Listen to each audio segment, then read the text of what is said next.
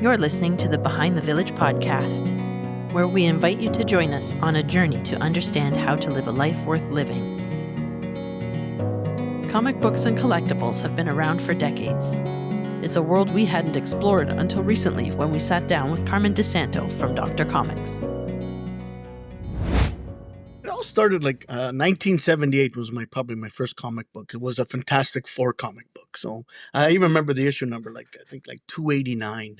I just loved that cover because I think the Thing was fighting the Hulk on that cover. And I always liked the Hulk because when I grew up as a kid in the 70s, the Hulk TV show was one of the coolest things to watch, So I loved Lou Ferrigno and I loved the Hulk, and I saw that Hulk on that comic book cover, and it's been an itch and it's been stuck with me ever since. The whole comic book world. So I think that's my first book, and that's the first time. And I actually went downtown Toronto, woke up early on a Saturday morning, got on a bus, took a subway all the way down to Silver Snail because that was the hangout for everybody to buy comic books on Queen Street West. You get off at Osgood and you walk there and you get your comic books, and it became like a weekly habit. So we'd always go downtown, me and my good buddy, and hit like 4 or 5 shops and buy comic books. I was 16 years old, and my mom owned a mattress business like at Weston Road in Finch in North York. And she had a front office that she never used. And then one day she saw me reading all these books, and I went to her and I said, "Hey, Mom, you're not using your front office. I would open up a comic shop. Hey, have fun, go nuts." I'm like, "Okay." So I opened up a comic book store. I was 16. It was called Dr. Comics because me and my friend opened it. And the story behind it is my last name is De Santo. His last name was Richie. So we said, you know what? Let's do Dr. Comics. And we did. So it was DR Comics. And then we always came up with that little slogan, "We've got the cure for all your comic book needs." And it was a small little shop with weekly releases. But there's a lot of history in that first store because we saw a lot of nice books that came through that front door, and that's something that I still enjoy to this day. That's why I love my shop. I love people bringing in the books, and I love appraising them, and I love smelling the mildew when you open up the book. That's a big passion of mine. I love it. So Yeah. when we opened up that store in '93, it was great. It did very well, and like I said, we had a lot of people bringing us books, and we got robbed many times at nighttime. There was no security. People coming in steal Oh, no. books. In 1 week alone, we were broken into 3 times. But there's a lot of history in the book. I mean, in that store, a lot of famous books were in there. Back then, Amazing Fantasy 15, which is a famous comic book, first appearance of Spider-Man. Now it's worth like 100 to 200 grand, even $1 million. It depends on the grade. I have a famous picture at my mom's house, and me and my front counter with 8 of those in the back of my wall in a row. And back then they're only $400. Right? So I had 8 of them. I have one now, but I wish I had all 8 of those. But that's the kind of books that would come through the door. And then my biggest purchase was when I was 18 years old. A guy came in with a Batman #1, 1939, and we bought it for 30 grand, me and my friend, and we sold it a week later for 90,000. I regret it. Now it's worth 3.5 million. Wow. But you learn.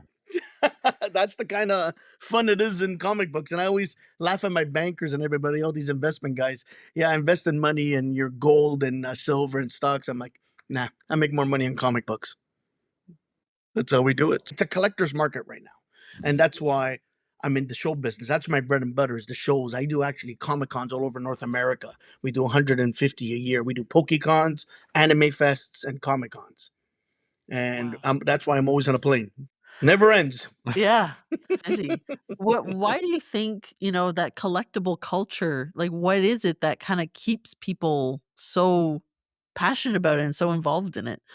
Yeah, so what it is, it all started during COVID because we didn't have nothing to do at home, right? So everybody was home and they wanted to get into a whole new market, and they got into collectibles because the stock market died and they wanted to try something new.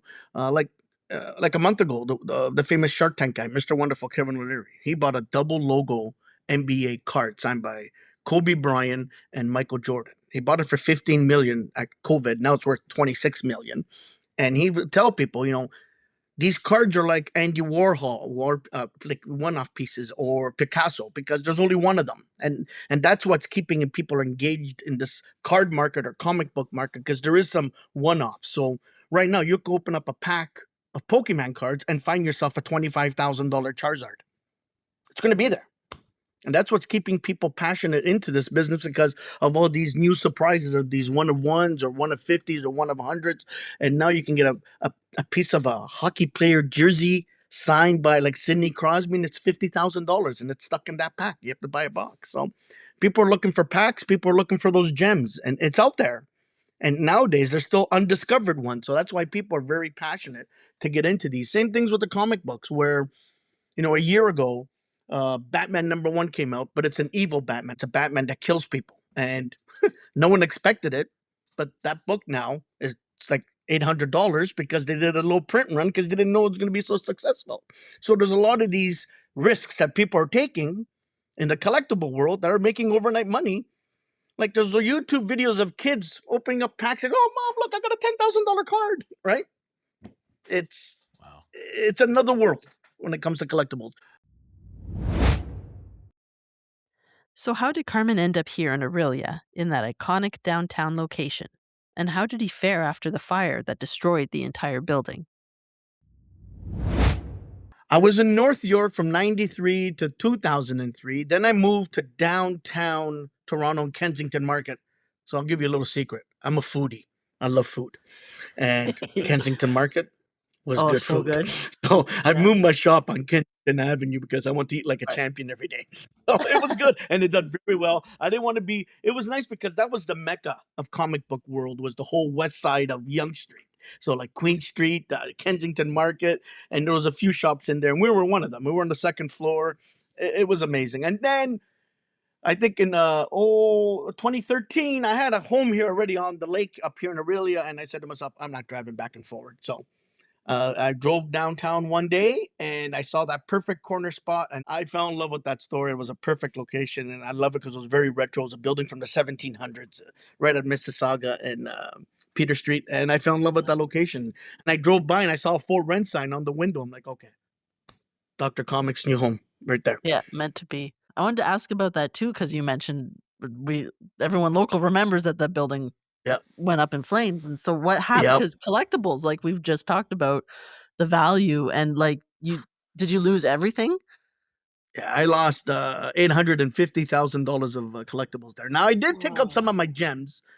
I left one gem there and I regret it, which is a famous funnies #1, which is a rare book to get. But I just wanted to showcase that because we love educating people too. Because that was the first comic book ever made, 1934, and that one in flames and is gone. And the chief is a good friend of mine, Chris, and I was trying to bug Chris if I can get in there just to grab that one book. They wouldn't let me. I was in Florida. And a neighbor of oh, mine in Florida told me my building was on fire. When I say my neighbor in Florida, not a neighbor in Orillia, a neighbor in Florida was listening to the news and saying, "Oh, Peter Street in Mississauga, fire coming out of the roof, emergencies on site." And my friends are all calling me, like, "Guys, leave me alone.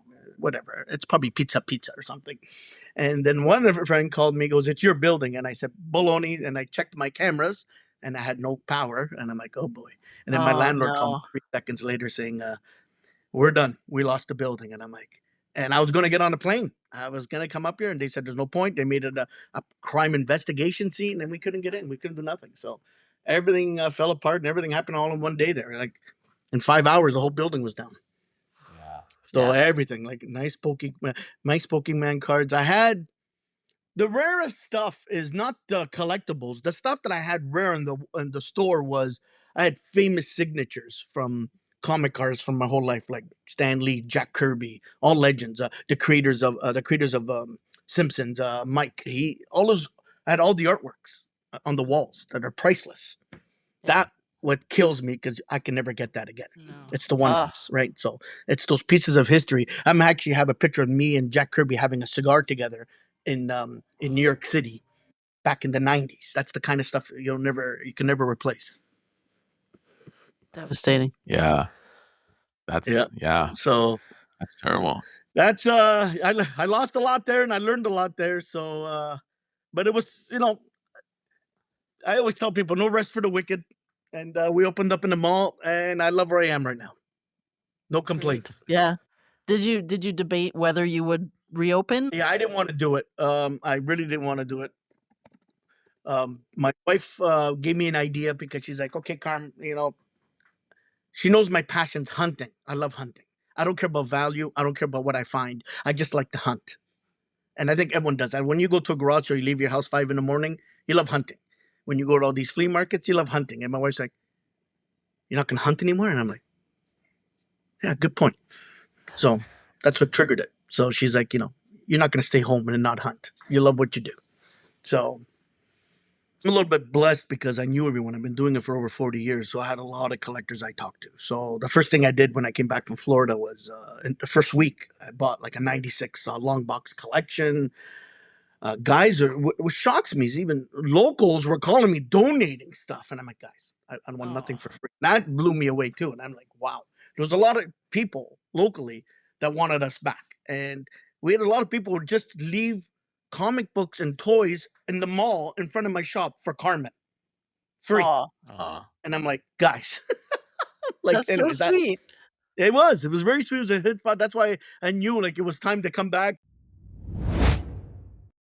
Carmen is so passionate about everything retro and everything comic books. What's one of his most memorable finds? I found a pretty rare collection. I still have it. I found a pretty rare collection in the 90s when a lady called me, and I was 17 years old. A lady called me in the middle of the night, and I was at the store because I was stocking for the next day. It was a Tuesday night because Wednesday's comic book days.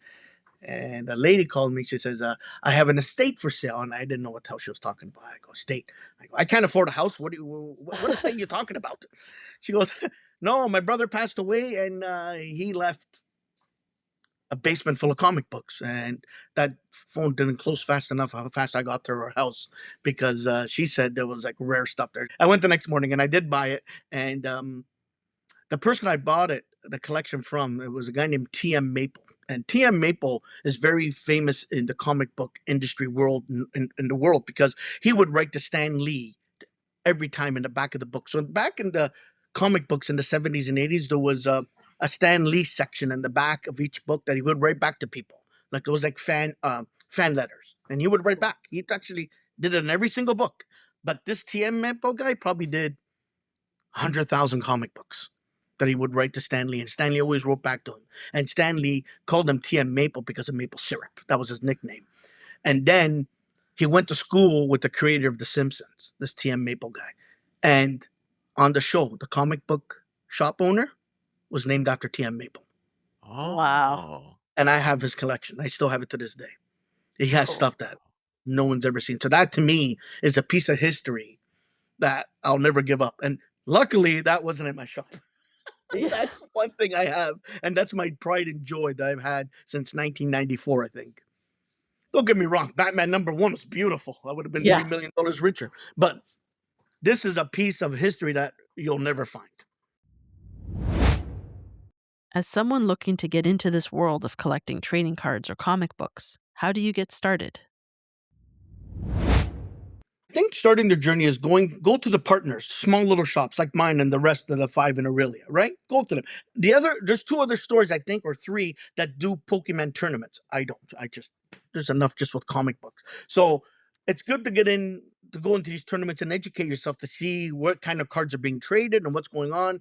And like at my shop or these other shops, start getting the packs because the packs in a month from now, whatever you bought it for, it's going to double. Easy. And then the biggest thing I recommend is going to the shows. The closest shows to us are probably Vaughan and Toronto, or you have to wait for my show in the fall. We have a Pokemon show, we have an Anime Fest show, and I get all the dealers that come up and we sell them. And that's how you educate yourself. You get into, and at our shows, we have panels. So I'll tell you a success story talking about getting into this world. One of my good friends, private buyer of mine, I can't mention his name, but I'll just tell you his story, what happened. He owned one of the biggest bread companies in Canada. Okay? Big. He shut it down in January this year. He's making more money doing comic book conventions on the weekends than in his bread business. Ooh. Wow. And he's like shocked. He goes, I don't know why I didn't do this 10 years ago. So Man. there's Crazy. a success story and there's something to think about. I know. Maybe I should be switching careers here. Jeez. He does a killing on, eh, just like last week, he makes like $186,000 on, 6 comic books. Wow. That's the kind Yeah. of money he's making on But, you books. know, But he's buying rare gems from the 40s, Yeah. of right? And course, that's yeah. his investment. He knows they don't last because the serious buyer is always looking for those 40s 10 centers. That's what I do. I'm a golden age guy. I love the old stuff. The Yeah. new Mhm. stuff's great. I'm old school. I like anything up to 1956. After that, who cares? Yeah. I'm not saying who cares. The big money's 34 to 56. Those are the Yeah. years that make some Mm. pretty serious money on comic books. Yeah. But even like you think about it, and you mentioned the Batman one that came out even just a year ago, you give that Yes. time, right? It Yeah, because will. that was a great writer and they only printed so many. Yeah.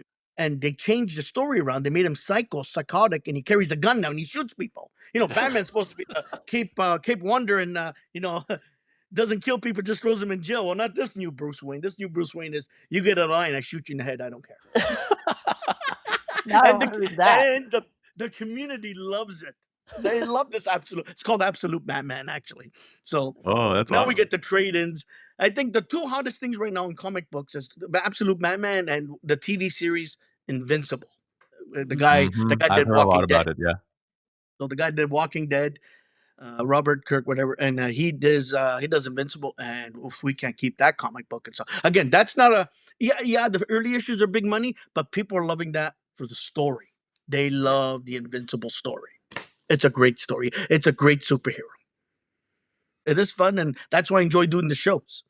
My shop, like I said, my shop here in Orillia Mall, and I have billboards on the highways because I want to get comic books through that front door. I'm looking for collections. I love my store. But my shows, I love doing them because I love seeing families coming in and out, educating themselves and coming out with a big smile saying, you know what, we're getting into Pokemon right now, or we're getting into Dragon Ball, or we're getting into One Piece. It's amazing. And it is an anime world. Don't kid yourself. Yeah. Everything's anime now. Everything. These kids are finally the North American culture is adapting to this Japanese culture. I got people not Mhm. coming to my shows looking for Japanese Kit Kat because they got the watermelon flavor or the cappuccino flavor, right? They love it. Or they're coming to understand about where can I get a good ramen. Yeah. I encourage people to come out. So we have panel sessions, how to cosplay, right? That's one of the sessions. Cosplay's big. I forgot to mention cosplay. That's a big part of our show. We love cosplay. We support the whole cosplay community. So how to get into cosplay, how to get into Pokemon trading or One Piece trading or Dragon Ball trading, or they call it TCG. How to get into TCG, how Mhm. to get into comic books, right? So we have panels, we have sessions, and then we have the VAs. You can talk to the VAs, the voice actors, and then we have vendors selling different types of merchandise. People selling jewelry, apparel, comic books, posters, anything you can think of. The other big part of the show is the local artist. We love supporting the local artist, right? People want to come and see. Like we have a few in Aurelia. We love to have them at the show, showcase their art. We love that, and that's why we encourage people to come out to these shows. It's not a geek hangout anymore. It's more about education and getting the family out because it's nice to see everything you're seeing on TV with Akira and Yo-Yo Hakusho and One Piece. It's nice to come and see it and get that merchandise now because it's not easy merchandise you can find, day to day. And don't get me wrong, there's the big shows downtown Toronto, like the fan expos. They're Yeah. huge. Those are 4 days and they're great. They're great to go to. And they got all those panels. I'm just a 1 day small show, budget friendly, family focused, free parking, $20 to get in. None of this, you need a mortgage that goes to some of these shows are very expensive. We Yeah. don't do that. We're just small and we're like a little tiny piece of the pie of these big shows. And like I said, my angle's totally different. I keep it simple and I keep it budget friendly. We did our first show there last year, our first Anime Fest show, and we got 4,700 people to come out. I still have the record for 1 day attendance for a show when I did my first Aurelia Comic Con. We had Nice. 7,900 people. Ooh. Ooh, that's a lot. And it was a May 2-4 weekend. It was raining outside, and everybody came to our show. It was at the curling club. It took 4 hours to get into the show. If you came at 10 o'clock, Wow. you got in at 2 o'clock, 3 o'clock in the afternoon. That's how long the lineup was. And I brought a lot of good names. I brought the creator of Deadpool, the creator of Thanos. Iron Man was hot then, so I brought the famous Iron Man artist, the artist of Venom, the creator of Venom. It was good. That was a good show. There you come by the store, please. We'll educate you. Now, I probably won't be there, but I got an amazing team. I got a really good team. I'm blessed with my team. I got great people that work for me, so it's good. and Fantastic. they're bigger than me. Like I have to go to them for anime knowledge because there's only so much I can. I always tell Amazing. people I'm the old school comic book guy. The new stuff, talk to my staff. They know all the new stuff. They know, yeah. Oh yeah, they know they're making more money than me, like I was making at their age. My goodness, with the comic book. Thank you, Carmen, for sharing your knowledge and infectious enthusiasm with us. We've definitely been convinced to start our collectible journey and can't wait to chat with everyone over at Dr. Comics. Thank you for listening to the entire episode. All the links and info you heard in this conversation will be featured in the show notes on our website. If you'd like to know more about anything we mentioned in this episode, make sure to check villagermagazine.ca/podcast. If you enjoyed this episode, please leave us a review on Apple Podcasts, Spotify, or wherever you're listening from. If you'd like to help this podcast grow, consider subscribing to our podcast channels like YouTube or Spotify so you never miss an episode. Thanks again, and I'll see you next time.